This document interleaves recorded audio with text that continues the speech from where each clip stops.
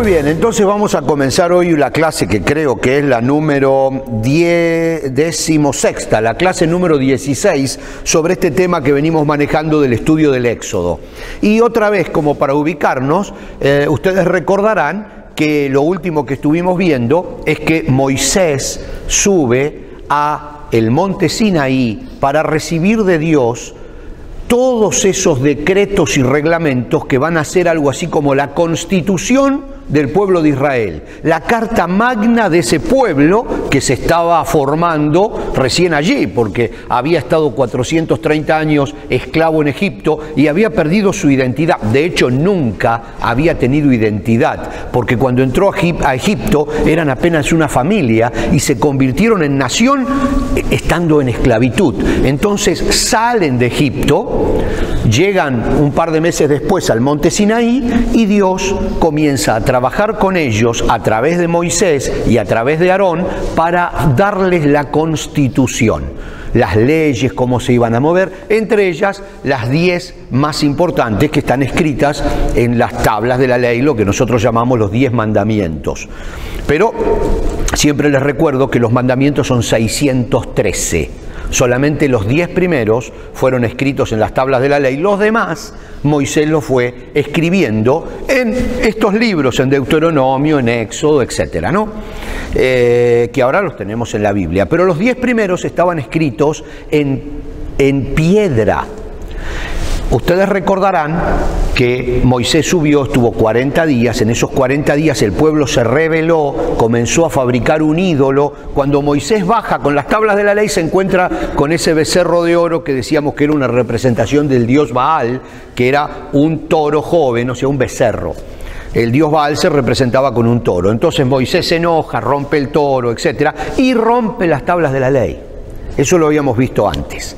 Entonces Dios, luego de todo un proceso, Dios le dice, bueno, ok, sube otra vez al monte que te voy a volver a dar las tablas de la ley. Las tablas de la ley no solamente son las 10 leyes principales del pueblo de Israel y hasta hoy las 10 principales leyes en que se basan las reglamentaciones de todas las leyes de todo el mundo, sino que simbolizan el orden que Dios le dio a su pueblo en todos los aspectos. De hecho, las tablas de la ley son una de las 3 cosas que luego permanecen dentro del arca durante todo el viaje del pueblo de Israel a través del desierto.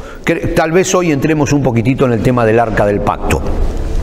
Las tablas de la ley son muy importantes, por eso Dios le dice, sube otra vez y las vamos a escribir. Vamos a arrancar desde ahí. Pero el viaje, yo con los viajes, la reunión pasada habíamos tocado un tema que lo quiero volver a leer hoy, porque lo habíamos pasado rapidito el domingo pasado, sobre uno de los temas bien importantes que se relatan aquí en esta parte del Éxodo y que delatan la manera de pensar de Dios. Es muy importante que nosotros vayamos estudiando esta parte de la historia porque es aquí donde nosotros podemos ver cómo Dios piensa y actúa en determinadas circunstancias y eso después se traslada, por supuesto, al Nuevo Testamento y a nuestra relación con Dios. Entonces es aquí donde nosotros tenemos que sentarnos y revisar cuando se trata de doctrina. Doctrina del Nuevo Testamento nace en el Antiguo Testamento. No toda, porque fíjense ustedes que no se puede hacer doctrina del Espíritu Santo usando el Antiguo Testamento. Ese es un gran problema que tenemos hoy en día en las iglesias.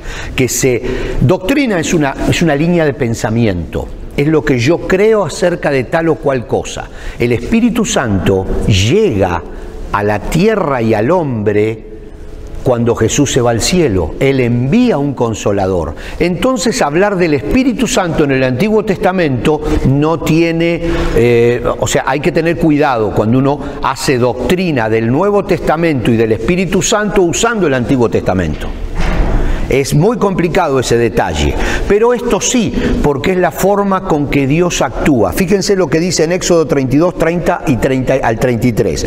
Dice, al día siguiente Moisés le dijo a los israelitas, estamos hablando de que Moisés baja del monte y se encuentra con todos los israelitas adorando un ídolo. Era lógico, ya lo hablamos muchas veces. Habían estado 400 años esclavos en Egipto y la mente de ellos estaba muy confundido con todo ese sistema politeísta que existía y existe en Egipto. Entonces le dice Moisés, ustedes cometieron un terrible pecado, pero dice, yo subiré de nuevo al monte a encontrarme con el Señor, quizás pueda lograr que Él les perdone este pecado. Entonces Moisés volvió a donde estaba el Señor y dijo, miren este detalle que es bien importante, ¿qué terrible pecado cometió este pueblo? Le dice Moisés a Dios. Se hicieron dioses de oro. Ahora, si solo perdonara su pecado, pero si no, borra mi nombre del registro que has escrito. O sea, Moisés le dice a Dios, me gustaría que perdones el pecado del pueblo, pero si no lo puedes perdonar, a mí tampoco me perdones, le dice Moisés, porque yo también soy culpable de que el pueblo se rebelara. Le dice Moisés había estado 40 días arriba y sin embargo se estaba echando la culpa, porque era el líder. Él había dejado a su hermano Aarón a cargo y el pueblo se rebeló, lo presionó a Aarón, Aarón cedió y fabricaron ese becerro de oro. Entonces Moisés dice, yo también soy culpable, pero miren lo que dice Dios, y aquí esto es lo que yo les decía. Pero el Señor respondió a Moisés, no, yo borraré el nombre de todo aquel que haya pecado contra mí. Ahora ve y lleva al pueblo al lugar del que hablé. Mi ángel irá delante de ti. Cuando llegue el día de pedirles cuentas a los israelitas, ciertamente los haré responsable de sus pecados. Entonces aquí nosotros podemos ver exactamente cómo piensa Dios. Y esto es muy importante, porque en el resto de todos esos años que el pueblo de Israel tiene que vivir en el desierto antes de entrar a la tierra prometida, muchas veces el pueblo fracasa, pero realmente no es el pueblo, son algunas personas del pueblo que tienen problemas. Bueno, entonces acá, como les decía, estamos viendo cómo actúa Dios en un determinado momento. Él dice, no, yo no voy a castigar a los que no tuvieron nada que ver. No voy a castigar a los que no pecaron por los que pecaron. Fíjense este detalle. Mucho más adelante hay otros que en la Biblia hacen referencia a esto. Cuando el profeta dice, los que tengan las muelas careadas serán los que coman las uvas agrias, dice.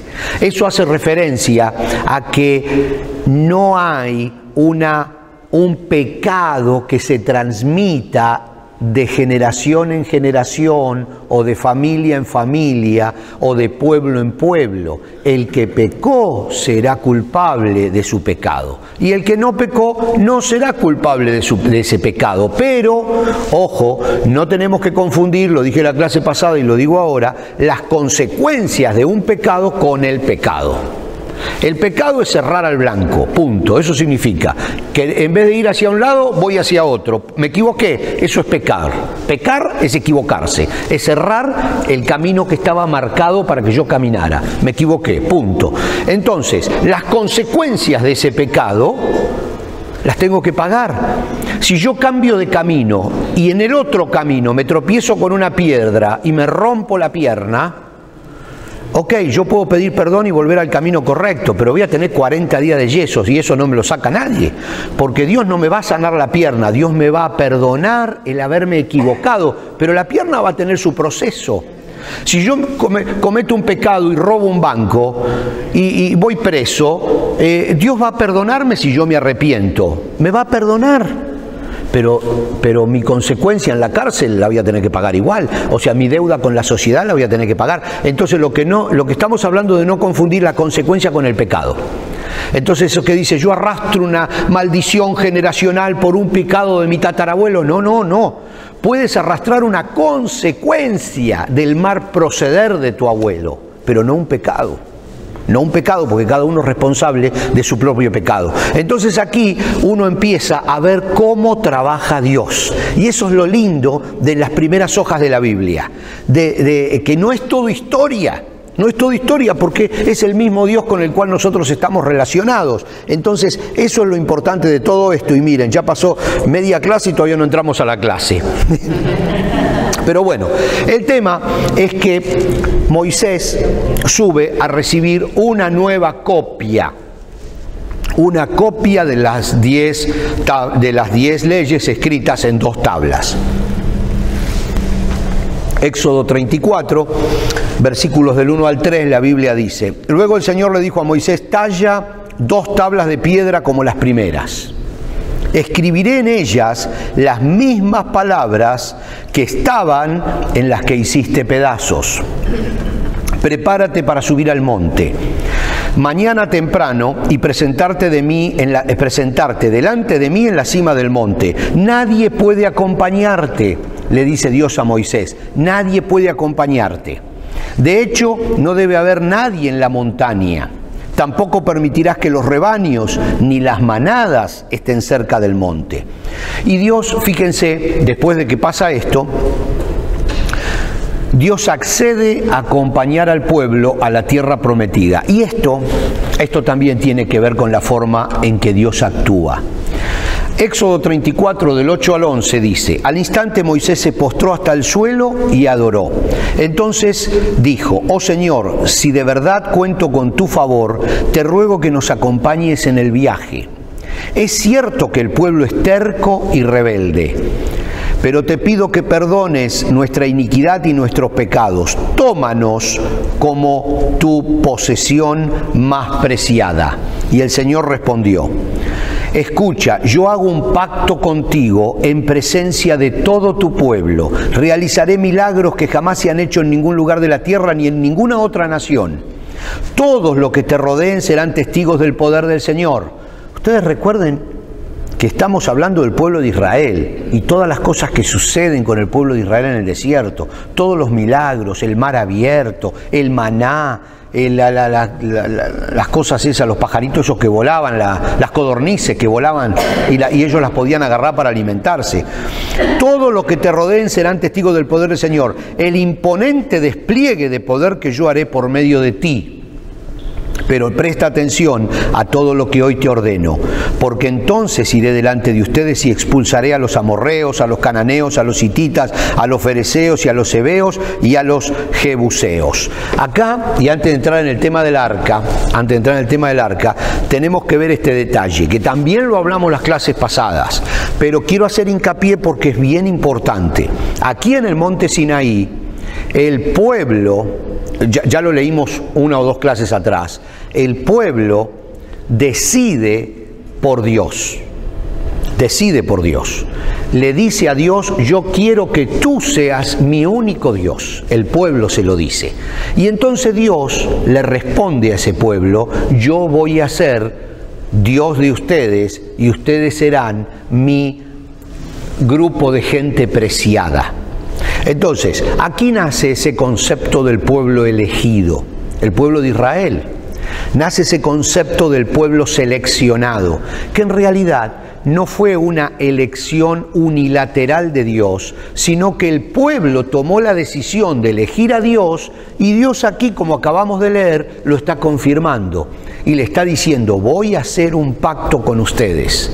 Ese es el antiguo pacto, ya lo hablamos en la clase pasada también. Ese es el antiguo pacto, que Moisés hace un sacrificio, junta la sangre del corderito, la desparrama por allí y entonces certifica Moisés con la sangre de ese sacrificio este primer pacto que Dios hace con el pueblo de Israel. Porque el pueblo de Israel primero tomó la decisión de aceptarlo. Entonces Dios confirma esa aceptación. Entonces, si nosotros vamos a la realidad, ¿es un pueblo elegido por Dios? No, es un pueblo que eligió a Dios y que Dios lo eligió a él. Hay una relación. Por eso nosotros ahora, en el Nuevo Testamento, como dice Pablo, somos el olivo silvestre injertado en el olivo original.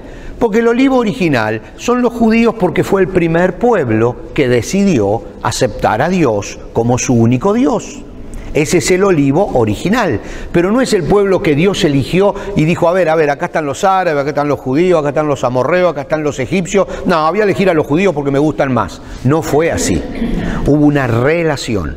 Todos tuvieron la posibilidad de elegir. No quiero irme otra vez para atrás hasta el arca de Noé, pero ustedes ya recuerdan que Noé tenía 3 hijos y que uno solo eligió a Dios. Y de ese uno solo sale todo este pueblo que estamos viendo hoy. Entonces hay una relación. Nosotros elegimos hoy a Cristo y Cristo nos elige a nosotros. Y nosotros somos pueblo elegido por Dios porque nosotros elegimos a Dios. Porque si no, no existiría el libre albedrío. Si no habría una confusión allí. Entonces podemos estar viendo desde el principio cómo se maneja eso de la elección. La elección es una relación. Hay que tomar una decisión para que nazca la relación y entonces nos podamos considerar como el pueblo elegido, simplemente elegidos, pero elegidos no unilateralmente. Yo sé que suena confuso esto, suena confuso y por eso estoy usando muchas palabras. Es elegido por nosotros, elegido por Dios, un pacto. Pacto son 2 partes, pacto es contrato. Es un contrato, un acuerdo entre 2 partes. Nunca puede haber un pacto con una sola parte. Nunca puede haber un contrato, un acuerdo con una sola parte. Siempre se necesitan 2 que se pongan de acuerdo. Por eso es el viejo pacto, es el pacto de Dios con el pueblo de Israel. El nuevo pacto es el pacto hecho en la sangre de Cristo, certificado por Cristo y que abarca a todos los que creen. A todos los que creen en ese pacto son elegidos. Entonces, una vez que nosotros dejamos esta base bien sentada, podemos comenzar a avanzar. Podemos comenzar a avanzar. Y avanzamos a el arca del pacto. Porque ahora viene, después que Moisés baja del monte de Sinaí, y está todo el pueblo ahí esperándolo, ya cuando bajó por segunda vez, estaban todos hechos una seda. Nadie había hecho ningún ídolo, estaban todos esperándolo a Moisés así quietitos. Baja Moisés otra vez con las tablas de la ley y todo en calma. Entonces Dios le dice a Moisés, ahora vamos a trabajar en 2 cosas. Le dice, primero vamos a hacer un arca, porque la gente necesita todavía ver físicamente algo, tocar algo. Porque venían de 430 años de tener una mentalidad politeísta. Ellos veían a los dioses, iban y los tocaban, les prendían velas. Entonces de pronto, de un día para otro, un Dios que no lo pueden ver, que de pronto hay nubes en la montaña, hay truenos, pero no lo pueden tocar, los israelitas había algo que todavía no les encajaba. Entonces Dios dice, lentamente vamos a ir cambiando su forma de ver la vida hasta que logren una relación conmigo. Pero mientras tanto, vamos a hacer un arca. El arca es un cajón, más o menos del tamaño de esta mesa, un simple cajón, un cajón todo de hecho de madera, después lo vamos a ver cómo se construyó, y rodeado de oro, para que esa madera no se pudra, porque era un metal precioso. Arriba había el dibujo de 2 ángeles. A ver si lo tengo aquí.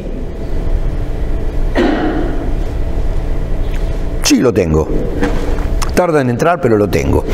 Entonces, arriba eran 2 ángeles con las alas abiertas en la tapa. Era un cajón, tenía una tapa. Dentro del cajón, Dios le dice, vamos a guardar las 3 cosas importantes. Primero, las 2 tablas de la ley, que significan la constitución del pueblo de Israel, centradas en Dios, por supuesto. Primer mandamiento es, no tendrás dioses ajenos delante de mí. Entonces, estamos hablando de la forma de ser del pueblo de Israel dada por Dios en las tablas de la ley, que representan los 613 mandamientos dentro de ese cajón, que es el arca. Pero además vamos a guardar allí, le dice Dios, todo esto es más adelante, yo se lo estoy anticipando, vamos a guardar la vara de Aarón que reverdeció. La vara de Aarón que reverdeció es una historia muy linda porque no sabían quién iba a ser el primer sacerdote. Entonces hacen una prueba y agarran los sacerdotes que había allí unas ramas secas. secas, secas, secas. Y entonces Dios dice, la vara que pertenezca, la vara que reverdezca, o sea, que saque pimpollo de nuevo, estando seca, el dueño de esa vara es el sacerdote que yo elegí. Y la vara que reverdeció es la vara de Aarón, que es hermano carnal de Moisés. Entonces esa es la prueba del sacerdocio divino dado por Dios. La prueba del sacerdocio, de allí salen los levitas, de allí sale el diezmo, tantas cosas salen que nosotros vivimos hoy y no sabemos ni de dónde salen, salen de allí. La vara de Aarón que reverdeció, eso también tiene que estar adentro del arca. Y le dice, y adentro del arca va a haber una tercer cosa, y es el maná. Entonces le dice, tienes que juntar 10 o 12 pedacitos de maná, que eran como unas cascaritas dulces, hojaldradas, chiquitas, las tienes que meter adentro de un tarro, un vaso, y guardarlas ahí adentro. Pero resulta que el maná duraba un solo día. Al día siguiente ya estaba podrido. O sea, se ponía feo enseguida. Sin embargo, cuando Moisés toma esos 10 o 12 pedacitos de maná y los guarda dentro del vasito y los guarda dentro del arca, nunca, nunca ese maná se pudrió. Y entonces ese maná simbolizaba cómo Dios cuida a su pueblo, porque era el pan que caía todos los días para alimentar a su pueblo. Entonces dentro del arca estaban las tablas de la ley, que simbolizaban la ley dada por Dios, estaba la vara, que simbolizaba la línea sacerdotal, que era el centro de toda la vida de Israel, y estaba lo que simbolizaba el mantenimiento constante de Dios a su pueblo. Que Dios todos los días se acuerda de su pueblo. Por eso Jesús dice en el Padre Nuestro, el pan nuestro de cada día, dánoslo hoy. Porque el maná se lo daba cada día y si uno quería guardar maná para el día siguiente estaba podrido. Por eso el pan debía ser cada día y por eso Jesús dice, danos el pan nuestro de cada día. Entonces hay toda una relación que nosotros vamos a estudiar aquí, muy interesante.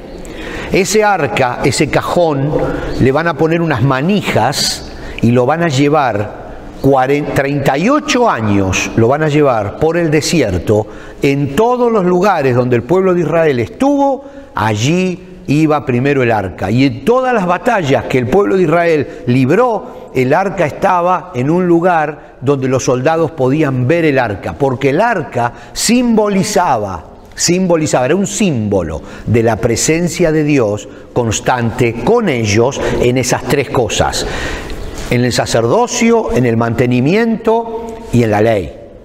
Por eso es tan importante, cuando el pueblo de Israel entra a la tierra de Canaán y construye David en lo que es hasta hoy destruido ya, pero el templo de Jerusalén, el arca descansa en el templo de Jerusalén, pero dura apenas unos años y desaparece.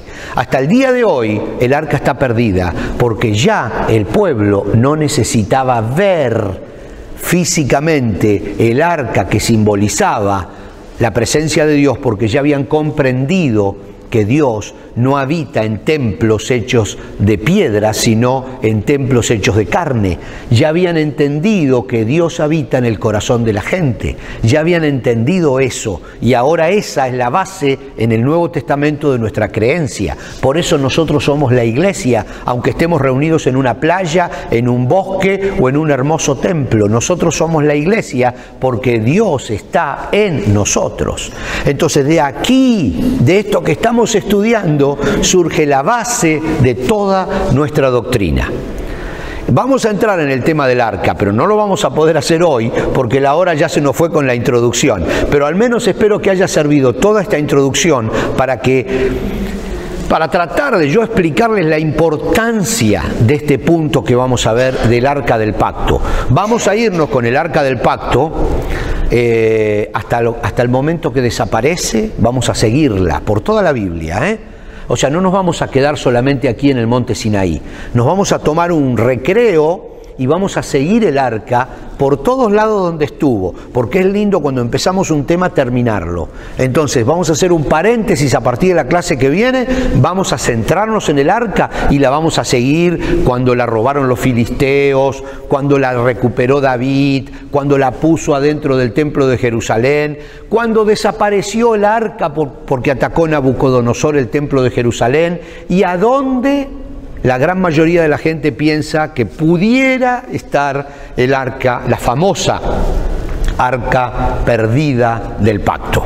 Así que creo que a partir de la clase que viene vamos a tener 1 o 2 clases muy interesantes con este tema. Pero entonces dejamos aquí y nos vemos la próxima clase. Gracias. Amén.